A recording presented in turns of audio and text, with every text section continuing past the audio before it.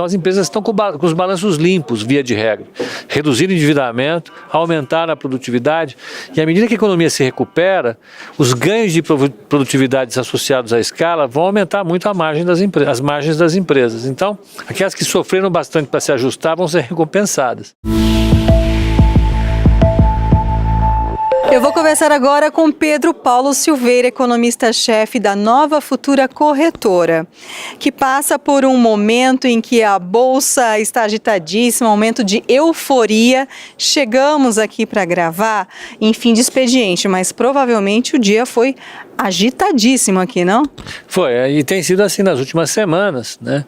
Ganhou ímpeto a frenesi, a convicção de que a Bolsa é uma boa alternativa, e quando isso acontece, evidentemente o movimento sobe. A gente percebe o movimento diário do segmento Bovespa, negociado aqui no Brasil, tem subido, né, e junto com a Bolsa também tem subido. O que eu espero agora é que isso abra espaço para novas emissões, as empresas colocarem mais ações no mercado para receber mais gente e novas empresas entrarem no mercado. Eu acho que é uma tendência, se a economia brasileira se firmar, se o quadro político não apresentar nenhuma grande novidade, eu espero que nos próximos trimestres a gente veja também não só a alta da Bolsa, mas a diversificação de empresas dentro do mix lá apresentado pela Bovespa. Esse ingresso ao mercado de renda variável é de investidor pessoa física? Qual o perfil aqui no Brasil? É investidor de fora, institucional? Qual o perfil? Ou todo mundo? É todo mundo, né? Nós temos um estímulo adicional para as pessoas físicas no Brasil entrarem com mais ímpeto, porque a reforma da Previdência coloca essa exigência. As pessoas, as famílias vão ter uma redução da sua renda futura disponível, né? A reforma da Previdência diminuiu as aposentadorias e aumentou, né, o tempo de contribuição. Portanto, estendeu ainda mais o prazo que as pessoas vão ter que trabalhar. Isso aumentou a responsabilidade das pessoas com a sua renda futura. Então, elas têm que diversificar a sua poupança, tentando maximizar a renda futura. Então, elas têm que sair da renda fixa e obter ganhos maiores. Aumentou o apetite pelo risco. Se você somar a isso a queda da taxa de juros no Brasil, que é percebida agora como uma coisa permanente, foi uma queda que veio de 14% na máxima, 12% na média, ela caiu para 7%, vai cair para 7%. Isso joga os agentes econômicos necessariamente pela busca de novos ativos, de renda variável. As ações são esse ativo. Então, as pessoas físicas, famílias, tiveram essa corrida para a Bolsa, uma corrida no sentido positivo. Isso também afeta os institucionais que administram as carteiras de grandes famílias, os fundos onde tem milhares e milhões de pessoas. Então eles entraram também no mercado agora diversificando o seu portfólio. E por fim os estrangeiros que veem nesse movimento de alta uma oportunidade. A Bolsa em dólares ainda está muito barata comparativamente aos topos que ela bateu em 2008. Então tem espaço. À medida que o gringo olha, o estrangeiro olha a Bolsa entrando numa avenida que está livre para subir, ele entra junto. Então o fluxo, se você olhar, de negociações, mantém mais ou menos o mesmo mix de estrangeiro, institucional e pessoa física, e todo mundo está vindo para a Bolsa. Agora, renda variável envolve risco. Investidor que não está acostumado com esse tipo de investimento, como deve proceder?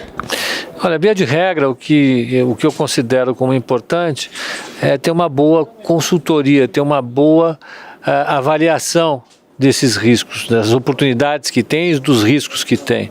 Aqui a gente está desenvolvendo um conjunto de atividades educacionais para tentar sinalizar para o investidor o que ele pode fazer para tomar suas decisões, avaliar os riscos, avaliar as oportunidades, produzir relatórios para que ele entenda o potencial de alta ou de queda de uma determinada classe de ativos e, portanto, de ações, né? E estamos fazendo também alguns vídeos de educação financeira com personagens importantes do nosso mercado para mostrar, né, metodologias interessantes para a precificação das oportunidades, dos riscos, né? Então, eu acho que o fundamental é isso.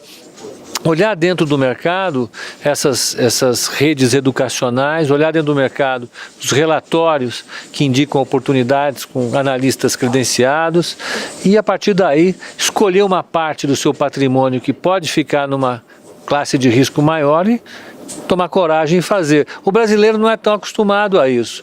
A Bovespa tem 550 mil investidores, mais ou menos, segundo o que a gente ouve falar, né? Pessoas físicas, e isso efetivamente ainda é pouco, se você olhar pelos relatórios que a gente vê, pelas pesquisas que a gente vê do imposto, baseadas no imposto de renda, de pessoas que têm dinheiro aplicado, ainda existe um espaço muito grande.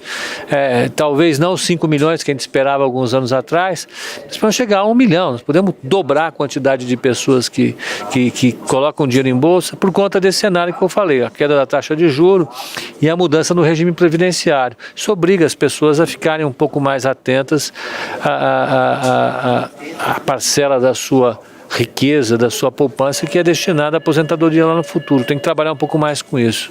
Você reforça a questão da reforma da Previdência e da necessidade das pessoas terem atenção com suas aposentadorias. Não é muito da cultura do brasileiro isso, mas é comum em outros países, como nos Estados Unidos, esperarem um rendimento, um conforto maior financeiro, apostando na Bolsa de Valores, não é? Sem dúvida, e isso está reforçado na sociedade contemporânea, na nossa modernidade. As pessoas estão vivendo mais e as pessoas estão se aposentando mais tarde. Isso implicou exigências por parte do regime previdenciário, seja ele privado, seja ele público. Então as pessoas elas não podem se aposentar tão cedo, né? Porque senão elas vão ficar muito tempo dependendo do regime previdenciário, dependendo da sua poupança.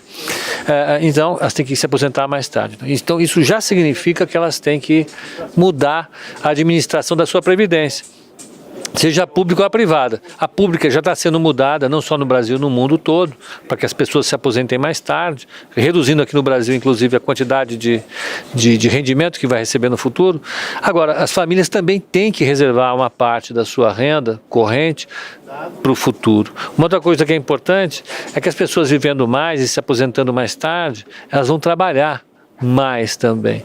Então elas têm que administrar o seu capital humano de maneira diferente. Então elas têm que, antes você fazia uma graduação ou um curso e depois um curso de pós-graduação, um master, um MBA ou um mestrado, aos 25 anos você encerrava essa atividade de formação e de vez em quando fazia um curso de atualização. Hoje não. Hoje, como as pessoas vão trabalhar após os 50, após os 60, eu acho que nas próximas gerações após os 70 e talvez os 80, essa atividade contínua de formação tem que continuar, né? A gente aos 40, aos 50 tem que fazer uma renovação da formação e isso implica, portanto, esforços diferentes das pessoas na sua aposentadoria e na sua formação como força de trabalho também, como profissional ao longo da vida.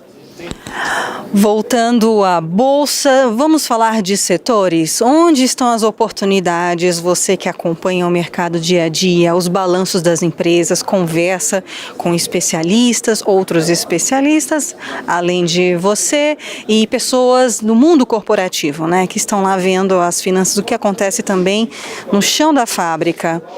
Onde está a oportunidade? Onde está o investimento promissor na Bolsa de Valores?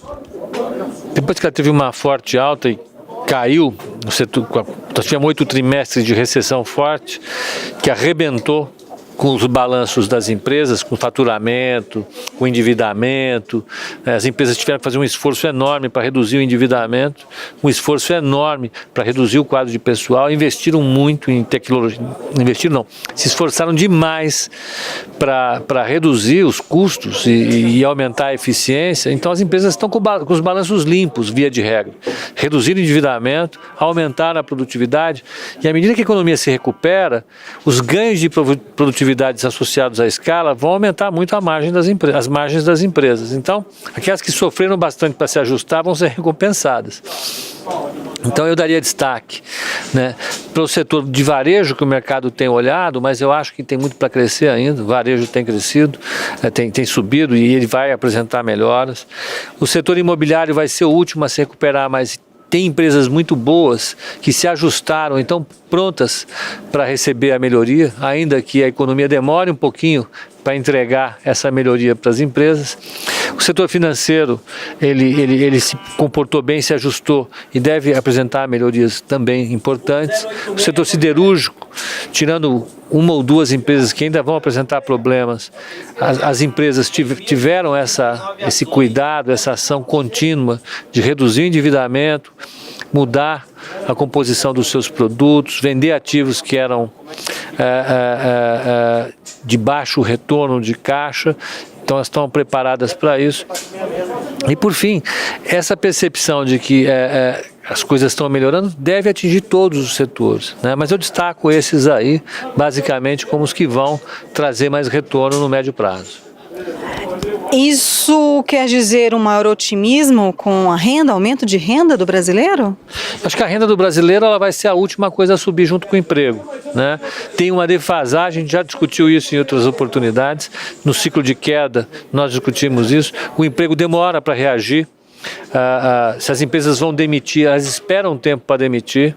Então a economia cai primeiro e a taxa de desemprego sobe depois, porque existe um custo de demissão e um custo de contratação. As empresas, para se desfazerem do seu estoque de capital humano, demoram um tempo, né? Porque eu vou gastar dinheiro para desempregar, depois eu vou gastar dinheiro para empregar. Eu não sei se eu vou achar o mesmo conjunto eficiente de trabalhadores que eu tenho atualmente. Então eu retardo a minha decisão de demitir. Depois, quando a economia começa a se recuperar, demora um tempo para as empresas reporem o seu contingente de trabalhadores, porque primeiro elas têm que ter certeza de que elas vão conseguir recuperar o faturamento e, portanto, vão poder oferecer essas vagas de maneira permanente, né, porque tem um custo de demissão depois. Elas querem ter a certeza de que podem admitir pessoas, tem um custo de procurar e depois de admitir. E, por fim, existe um tempo para acharem os profissionais adequados a cada uma dessas vagas. Então, demora um tempo.